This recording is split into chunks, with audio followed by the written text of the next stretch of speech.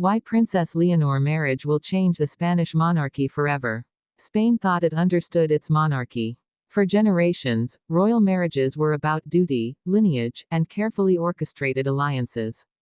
They were predictable, traditional, and safe. But today, something has shattered that expectation. Princess Leonor, heir to the Spanish throne, has chosen love in a way no one anticipated. Her marriage is not just a personal milestone, it is a decision that will forever alter the future of the Spanish crown. And here lies the paradox. A marriage is often seen as private, intimate, a moment between two souls. But when the bride is Spain's future queen, every step down the aisle becomes a step into history. Every vow carries the weight of a nation.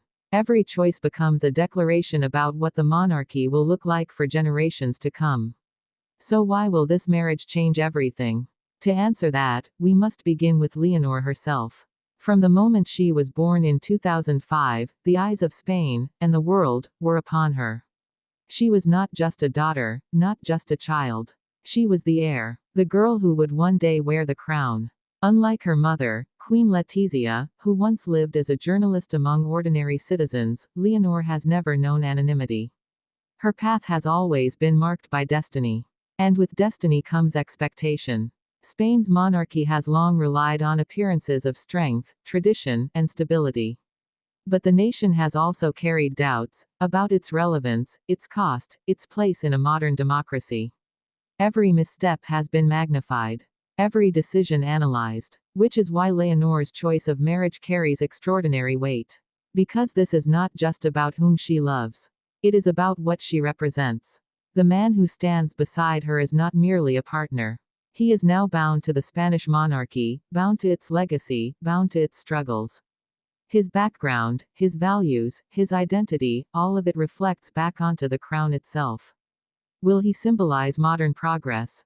Or will he echo the old traditions that some Spaniards have grown weary of? This question alone is why the marriage is being described as transformative. But that is only the beginning. Inside the palace, the announcement has stirred a quiet storm. King Felipe feels the dual pull of pride and concern. Pride in seeing his daughter embrace love with courage. Concern that every decision will be dissected, politicized, and weaponized by those who question the monarchy's very existence. Queen Letizia, who herself once defied royal tradition by marrying into the crown, feels an even deeper tension. She knows what it means to be judged, to be doubted, to have one's worth questioned by tradition. And now she watches her daughter face those same storms. But what about Spain itself? Why does this wedding matter so deeply? Because Spain is a country caught between reverence for tradition and hunger for change. The monarchy is cherished by some, criticized by others, tolerated by many. Leonor's marriage becomes a canvas onto which Spaniards project their hopes and fears.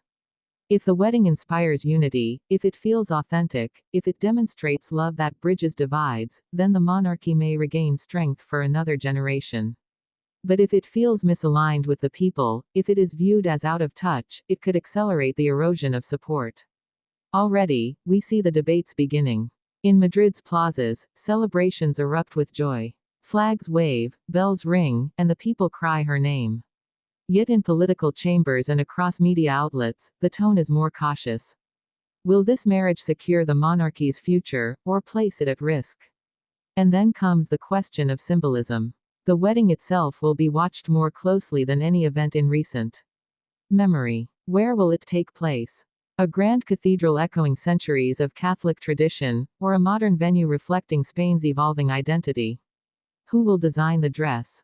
Will it showcase Spanish artistry, reminding the world of national pride, or will it make a global statement, tying Spain's future to broader Europe? Every detail becomes a signal. Every choice, a message. The guest list too will be studied with scrutiny.